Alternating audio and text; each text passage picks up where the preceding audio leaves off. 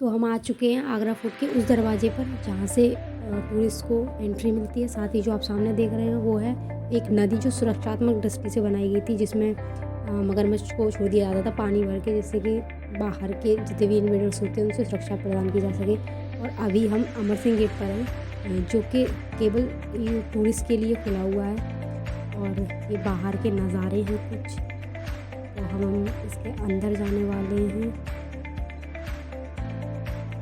हम एक अमर सिंह दरवाजे को क्रॉस करके अंदर आ चुके हैं। ये है एक दूसरा दरवाज़ा जो कि बहुत बड़ा है। यहाँ पे अन्य यात्री भी मौजूद हैं। आप देख सकते हैं ये दीवारें इतनी ऊंची हैं, इनकी ऊंचाई 70 फीट है।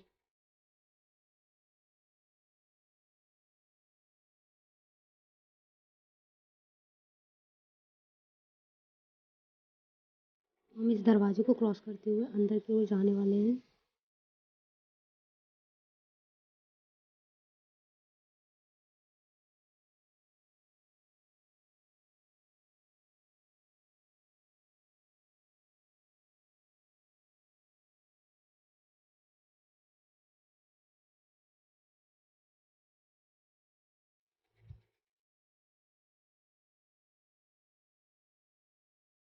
ये अंदर के नज़ारे इस गेट के परे।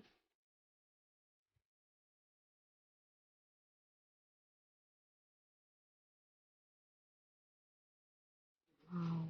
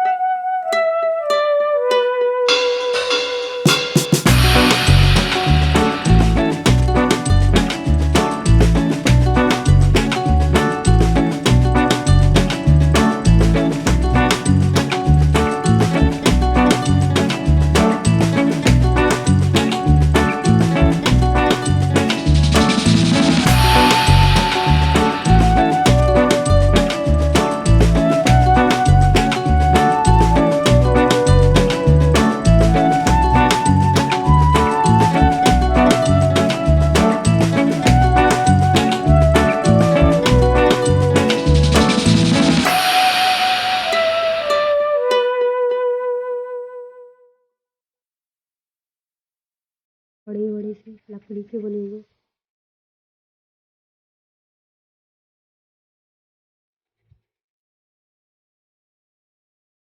और ये जो सामने की ओर आप सफ़ेद हॉल देख रहे हैं, यह दीवाने आम। और ये है इसके सामने के नज़ारे, शानदार सा गार्डन और घूमते हुए लोग।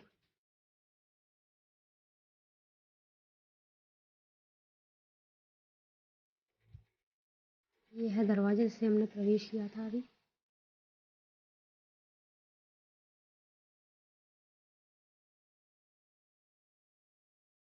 अब हम आगे की तरफ दीवाने आम की तरफ जा रहे हैं।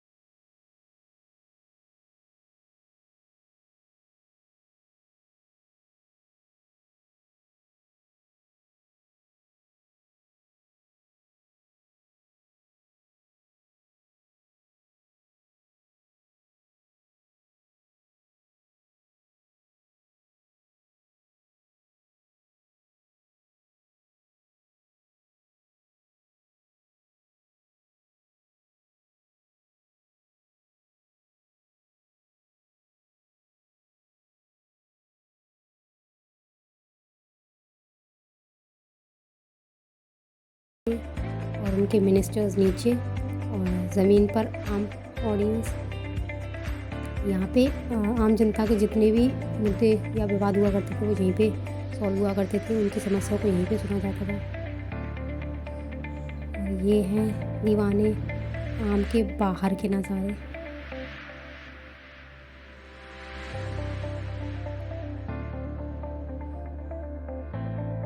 इस सिंहासन की नक्काशी कितनी शानदार तरीके से की गई है। आप गौर करेंगे तो पाएंगे कि इसमें कुछ फूल बने हुए हैं रंगीन, और साथ ही इसमें कुछ।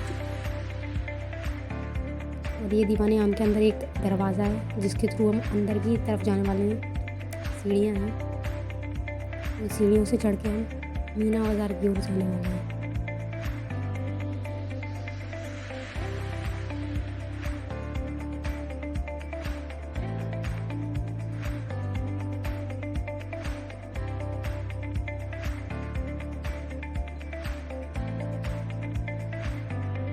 Wow, it's wow, my God.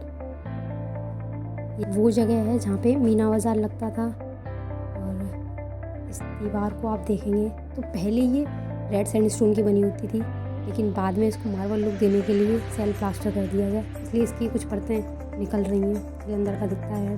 और आप नीचे की तरफ देखेंगे तो रेड सैंडस्टोन से बने हुए हैं और ऊपर की तरफ सफ़ेद है, यानी कि मार्बल लुक से दे दिया गया है। और ये वही जगह है जहाँ पे मीना बाज़ार लगता था, यहाँ पे परिवार की महिलाओं के लिए शॉपिंग के लिए एरिया हुआ करता था।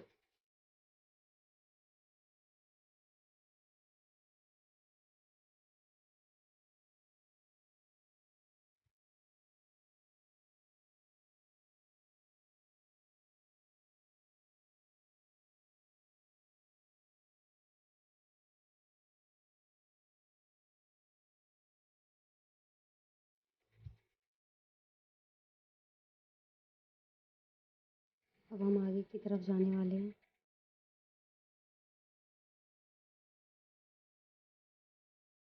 सामने की तरफ है मस्जिद, जिसमें लोगों को आज भी अनुमति है, अगर नमाज़ पढ़ना चाहते हैं तो वो पढ़ सकते हैं।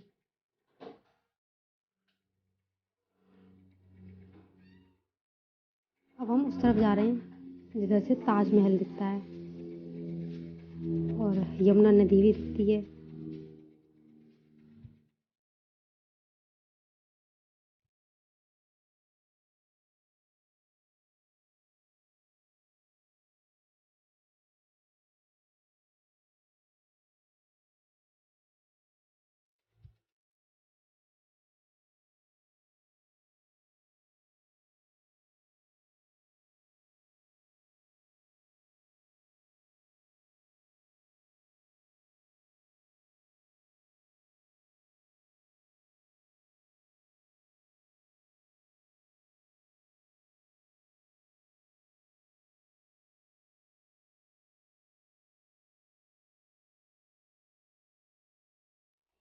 जैसे कि मैंने अभी कुछ देर पहले कहा था कि रेड सैंडस्टोन को सेल प्लास्टर कर दिया गया, तो आप इस पिलर्स को देख सकते हैं। इन पर पहले वाइट सेल प्लास्टर्स की गई थी, उसके बाद ये निकल रहे हैं तो इसमें रेड रेड सैंडस्टोन वापस से दिखने में आ रहे हैं।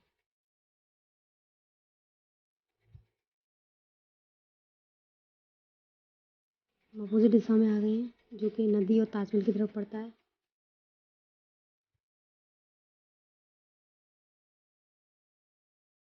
सामने आप सफ़ेद हॉल देख रहे हैं, ये दीवाने ख़ास जहाँ पे राजा अपनी प्राइवेट मीटिंग किया करते थे अपने मिनिस्टर्स के साथ। और अब हम इस घर चल रहे हैं जहाँ से हम ताजमहल को देख सकते हैं।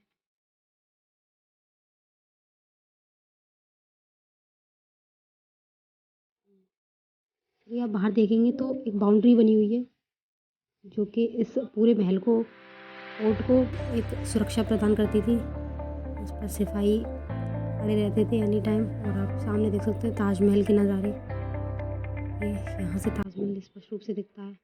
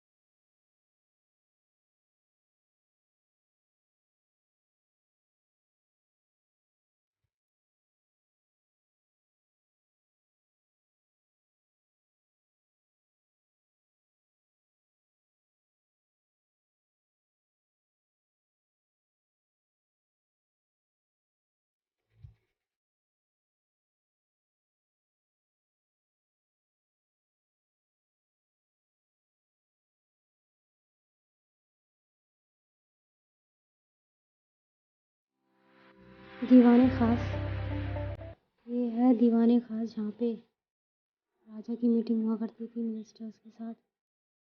ये मार्बल्स का ही बना हुआ है, सफ़ेद है और इसमें कुछ रंगीन डिज़ाइंस भी बने हुए हैं।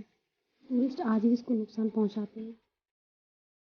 और ये है इसके बेस में बनी हुई मार्बल्स में उभरती हुई डिज़ाइन, जो कि देखने में कितनी शानदार लग रही है।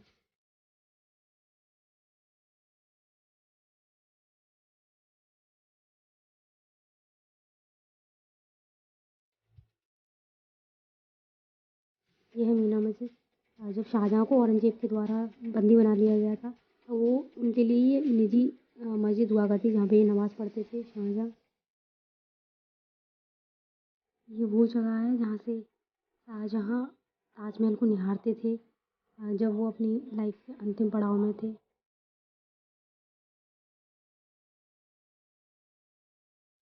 आगे आप इस कॉम्प्लेक्स को देखेंगे तो ये पालकी शेप में है। ये राजा की बेटी का महल हुआ करता था और इसकी छत पे सोना लगा हुआ करता था, जो कि ब्रिटिश शासनकाल में इसको निकाल लिया गया।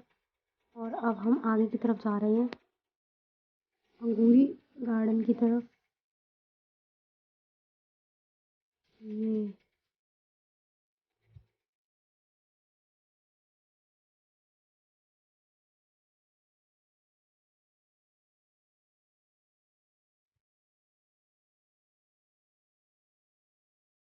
इस तरफ शीश महल है, जो कि मुग़ल सल्तनत की महिलाओं के लिए मसाज गृह, नहाने का स्थान हुआ करता था। इसकी बहुत सी विशेषताएं हैं, जैसे कि इसको शीशे के टुकड़ों से सजाया गया है, इसकी दीवारों को, इसकी सीलिंग्स को। जब इसमें एक अगर मोमबत्ती भी जलाते हैं तो वो लाइट बिखर के पूरे कमरे को जगमगा देती है। और साथ में इसमें साउंड सिस्टम भी है, जो कि दीवारों में ही अलग अलग जगह पर बनाया गया है, जिसको हिट करने पर अलग ही साउंड निकलता है। जो कि जब महारानियाँ नहाती थीं तब उनकी जो दासियाँ हुआ करती थी वो उनके लिए संगीत बजाती थी। अभी इसको बंद कर दिया गया है क्योंकि इसके जाने वाले टूरिस्ट इसको नुकसान पहुंचाते थे, काफ़ी शीशे से निकाल लेते थे, इसलिए।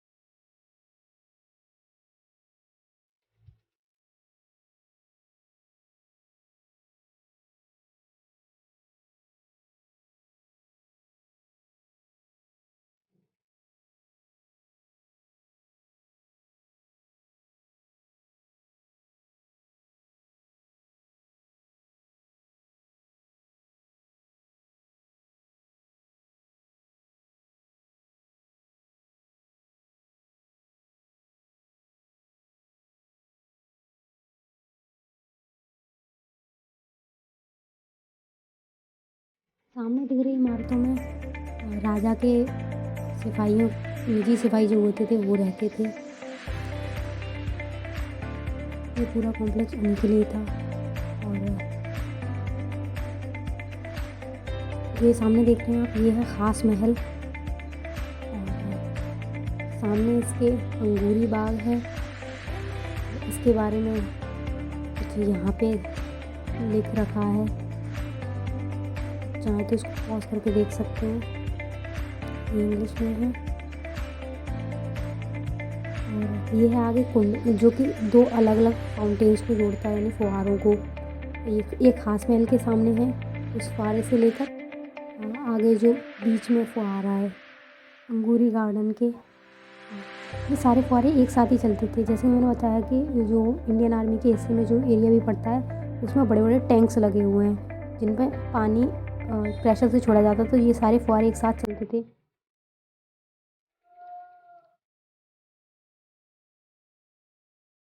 इस फाउंटेन यानी कुंड को नोटिस करेंगे तो इसके चारों दिशाओं में, यानी कि इनके कुंडों में कुछ छेद से बने हुए हैं, जो कि पानी इन्हीं के थ्रू आता था। और ये पूरा परिसर है, इसके चारों तरफ स्थित है। और ये है ख़ास महल।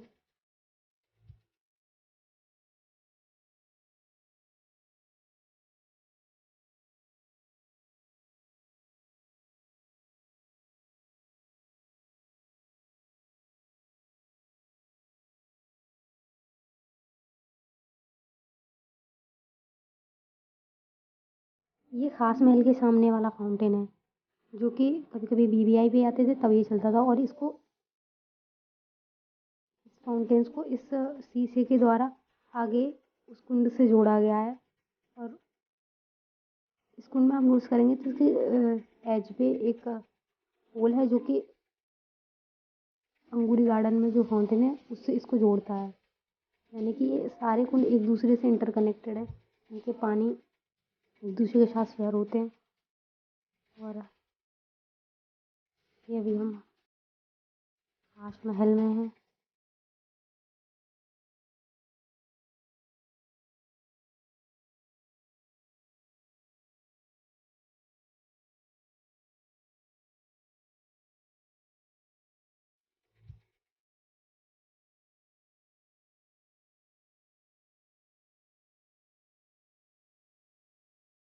ये एक प्रमाण पत्र लगा है जो कि यूनेस्को द्वारा आगरा फोर्ट को जो वर्ल्ड हेरिटेज साइट मूवमेंट के तौर पर माना गया था उसके लिए। और आप इसमें एक पत्थर देखेंगे जिसमें नक्काशी आज भी बनी हुई है जिसमें से पत्थर निकाल लिए गए। ये एक अच्छा एग्जाम्पल है जब ब्रिटिश शासन काल में इन सारे पत्थरों से रत्नों को निकाल लिया गया था। और अब हम आ चुके हैं जहांगीरी महल की तरफ। ये है उसके सामने का गार्डन। इसकी डिज़ाइन बहुत बारीक है, आप गौर करेंगे तो देखने में भी इतनी सुंदर लगती है। और इसमें मुख्यतः रेड स्टोन और उसमें सफ़ेद कलर का प्रयोग किया गया है। और ये है सामने बाउंड्री जो कि इस पूरे कॉम्प्लेक्स को घेरती है, जो कि लगभग 2 या 2.5 किलोमीटर की है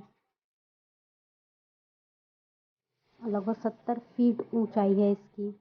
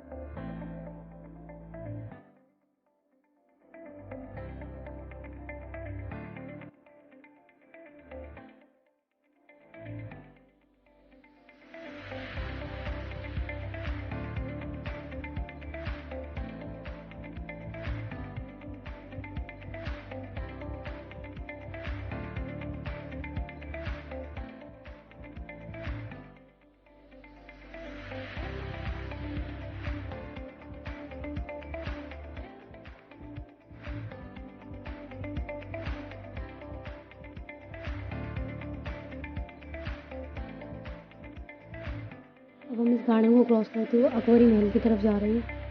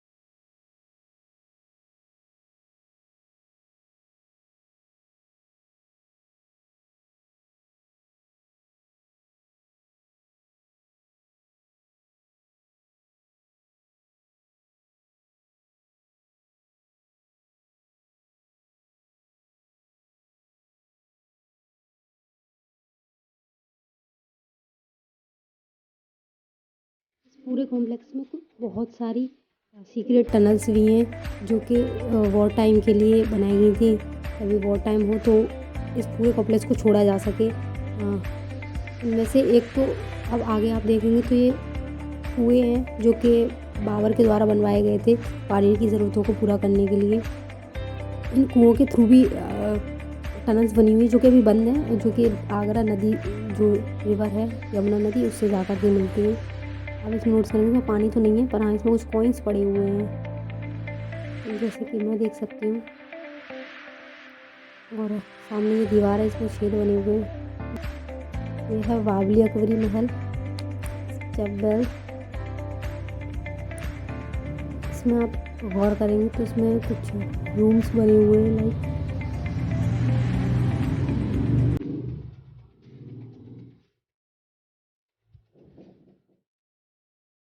और ये इमारत कुछ टूट चुकी है। और इसमें अंदर जाने के लिए, कुएं में जाने के लिए ये रास्ते हैं जो कि अभी बंद है।